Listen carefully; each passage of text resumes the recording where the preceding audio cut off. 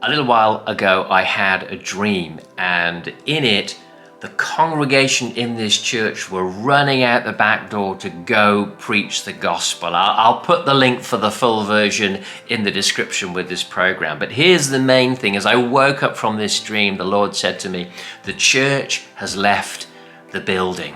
Now, we live in a cold country here in the UK, and you need a building to meet out of the snow and out of the rain. So it's not that we've literally stopped meeting somewhere where there's a roof and four walls. But I believe God is saying that the church has left its sense of being so building centric, so focused on stage and platform and pulpit and building, and the way that we've been constructing church is about to change because something's happening in our hearts. Andrew Murray, one of our great teachers at Revive, shared a brilliant word last Sunday, and this would be the heart of it, that at the center of the church, it's not supposed to be a pulpit, it's supposed to be a table.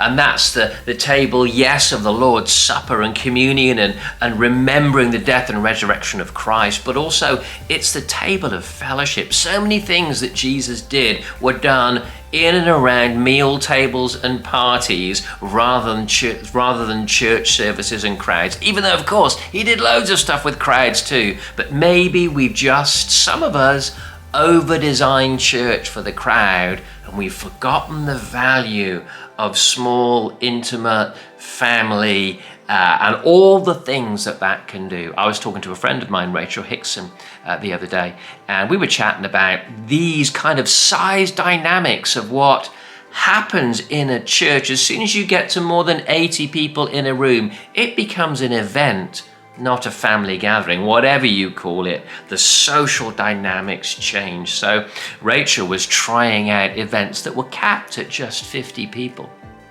And the first one that she did, it was wonderful because kind of everybody got to talk to everyone, she said, and we all had communion. And at the end, there was this wonderful, respectable 50-something-year-old man with his wife, and he was weeping, and she was a little bit worried. Is it okay? Why are you weeping? And he said something like this. He said, you know, in 17 years of going to church, nobody has ever prayed for me.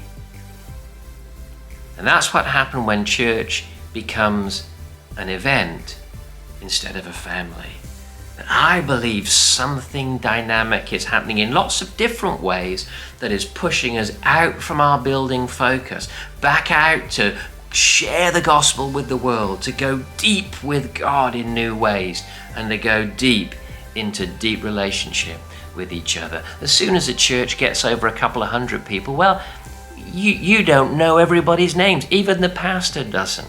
So we tend to know about half the people there, and then sometimes in our commuter churches, we're all so fragmented that we're not even quite sure we like the half that we do know. And we end up with these very thin relationships. Well, I believe we're in a season where the church has left the obsession with the building and the obsession with the crowd. I've just got this phrase burning in my heart. The show is over.